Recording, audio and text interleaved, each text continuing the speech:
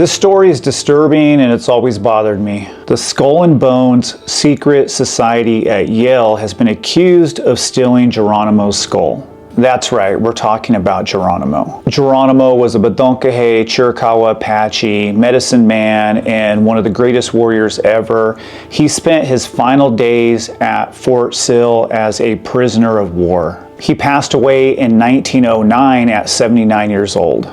Years later, a letter would surface with members of the Skull and Bones Society bragging that they had stolen Geronimo's skull and his remains. They were supposedly taken back east and placed inside the tomb, which is the Skull and Bones Clubhouse. This is where they hold their secret meetings. And there's one name that comes up a lot: Prescott Bush, who is a member of Skull and Bones, later becomes a U.S. Senator, and he is a father and grandfather to future presidents. The allegation that Prescott Bush had something to do with this has been denied and never proven. So let's be clear, we don't know if Skull and Bones actually took Geronimo's skull. But this is what we do know. For generations, Native American graves were looted. There's historical evidence that Europeans at both Jamestown and the Plymouth colony participated in the robbing of Native American graves. Even the founding father, Thomas Jefferson, who was an amateur archaeologist, was known to dig up Native American remains. And it almost became an American tradition for U.S. soldiers to kill natives